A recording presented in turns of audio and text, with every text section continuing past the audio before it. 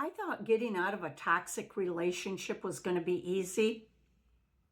What lied on the other side was a whole different story. A few things that will make your skin crawl. I met someone, it was a few years after my divorce. And I never knew the word narcissist. I knew it existed, but I never ran across anybody like that. And so when I met him, everything was great, obviously. Everything was wonderful. I thought he was the best thing since sliced bread. He thought I was too. But he had different reasons for thinking that. That's what I'm thinking. But narcissists think differently. And I never knew that. But after years of being away from him, now I mean, you put two and two together and you think, oh, okay, that's what was going on. So anyways, I think it was maybe our third date or something. He gave me $500. He said, I'd like you to go and get some new clothes. He says, you know, you're so pretty, but I would love to see you dress a little nicer than you are. And I know right now you can't afford it. So I'd like to give you some money to go get some new clothes. But there was a stipulation. I had to show him all the receipts. Well, dummy me, I'm thinking, well, okay, but I thought that was a little weird that I'd have to show him some receipts. But I did, you know, and so kind of went over my head and I'm thinking, oh, wow, $500. He wants to, that's so nice. Well, there's always a motive to these kinds of people's madness. And so I didn't show him a couple receipts. Well, he didn't understand why I didn't have all these receipts. But, you know, like I said, I didn't know what he was all about. And so, you know, everything was going great. I mean, all this took time. And so just little things. And I'm just going to, you know, there's so much that built up. And I'm just going to tell you little bits and pieces. But, you know, he would, I'd go over to his house. He had a huge house. I think I have a big house. He had a huge house. And so he was hiding. We were going to go out to dinner. I went over to his place. And I don't know what transpired because this was a long time ago. And he was hiding behind a bedroom door. And I didn't understand that. And I kept calling out his name. I won't use his name. And I kept calling out his name. And I was starting to get really bothered by this. I'm going, where are you? Where are you? And I found him and he was standing right behind a bedroom door. And I'm thinking, what in the world? What are you doing? Oh, I just thought I'd, you know, be funny and that's not normal. You know, I didn't say that to him, but I go, okay. And that was a little bothersome. So he would just do all these little quirky things. I never understood it. We'd have bonfires and he'd take off on his, what do you call it? It's a gator, John Deere gator or something like that, like a quad, but it was a gator. And he'd take his dog for a ride. And he just took off on his, he was on 10 acres and he'd just take off and just leave me. And I'm thinking, I didn't understand it. And, you know, and I think the longer I was with him, and it was just a short year, but it seemed like an eternity. But it all kept escalating little by little by little. And so, and I'm probably going to leave out a few things because, well, for starters, I can't remember it all because it was just nonstop. And so anyways, I remember him putting my little dog in his pickup truck. Well, he always had huge golden retrievers. Well, they're used to being in the back of his pickup truck. My little Shih Tzu poodle was not. And he threw him back there. He was scared to death. And I said, what are you doing? I said, he can't handle that. He's not used to that. He's not a big dog like a golden retriever. And so he stopped. He put him in the front seat by us. And well, he threw up. Well, then he was really upset. And it's like, because he wasn't used to it. All these little things. And it was very upsetting to me. And one day, my dog disappeared. Never to be seen again. I asked him, I said, what happened to my dog? I have no clue. You don't know what happened to him? He was in your kennel with your dogs. That latch, there's a latch that it's like a horseshoe in it. I says, dogs, they can't do that. Even your golden retrievers would never do that. And the gate was open, so never to be seen again. I have no idea.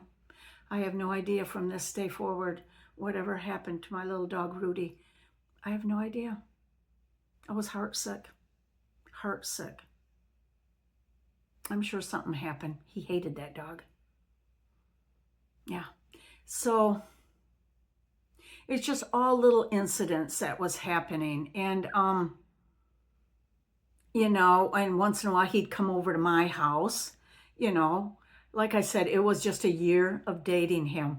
And so he'd come over to my house, and if I was in the shower, he'd sneak in and look over the shower curtain. It was very creepy. It scared me half to death. And so, to this day, I still look up over that shower curtain because it's creepy. It's just creepy.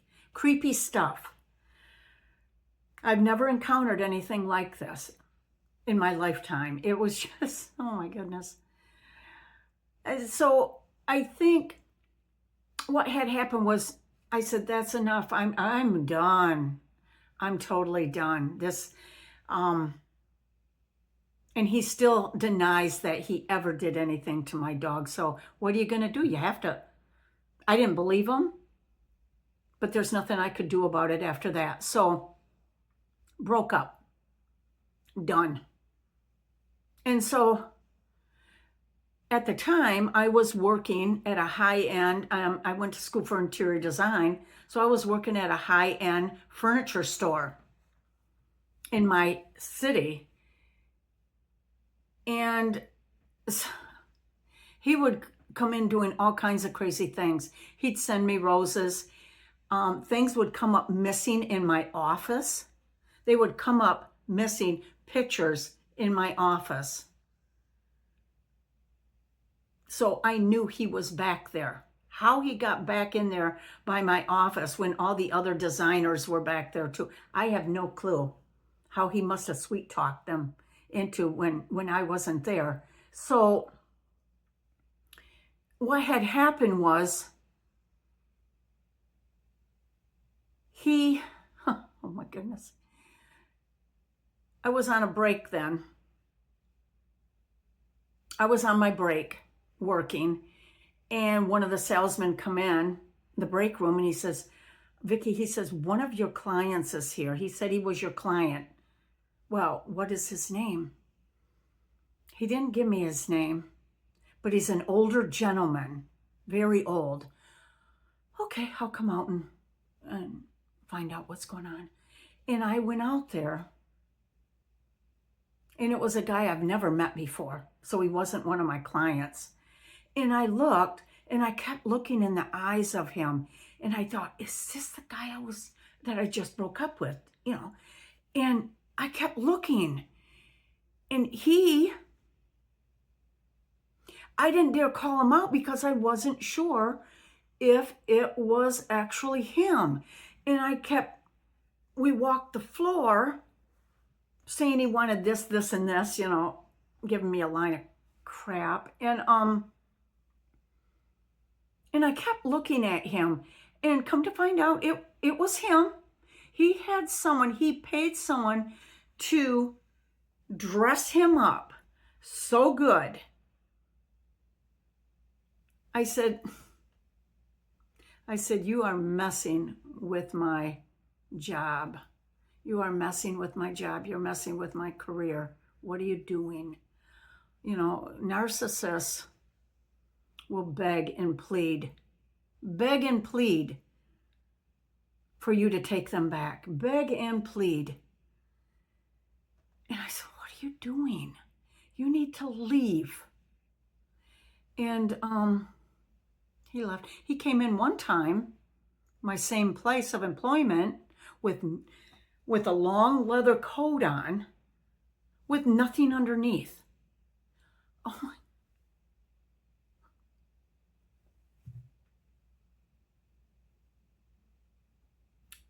There are no words. I mean, and these are just little tidbits these are some of the major pieces, that I was dealing with.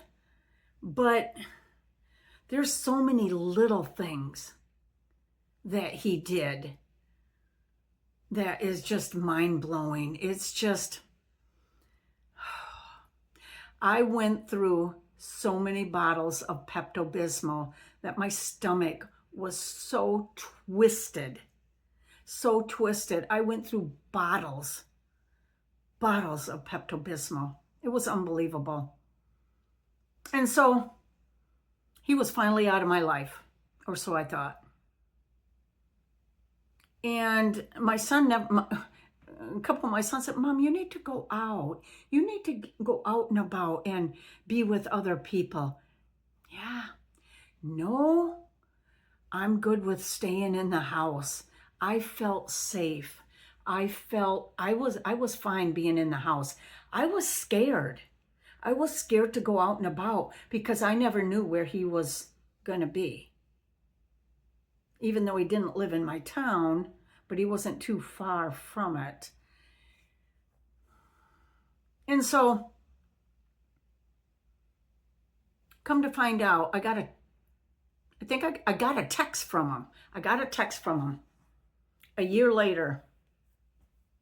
He didn't know where I was living, or so I thought. He did know where I was living. And he asked me, because he lost that beautiful home with 10 acres, because he refinanced his house too much. He thought he was living like a big wig, and he overfinanced. He lost his house. And so he was getting rid of everything. He says, would you like my hot tub? I text him, I said, I don't have the room. He says, yes, you do. He says, you have the room behind that third stall of yours. He says, with that overhang. So he knew where I was living. Either he walked in my yard and walked behind my house.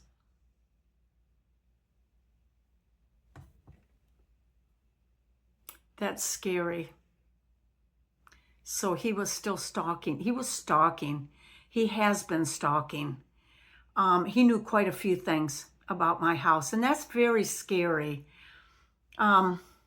He's remarried again. He's been married multiple times, multiple times. I wonder why. But, I just wanted, and this is probably a little longer than I wanted to go. And these are just small little tidbits of what a narcissist will do, and they will play on you. He wanted actually money that I had. I know that's what he was after from a sale of my old house. And then I have this house, and that's what he was after. Because we had talked and stuff, but there was no way. He wanted to get, he just wanted to, they will play games with you. They will play games with you. And man, a lot of red flags that I missed. Well, that first one, I questioned it, but I blew it off. Dummy me. But the thing is, be very, very careful. If you have any red flags flying, usually for a woman,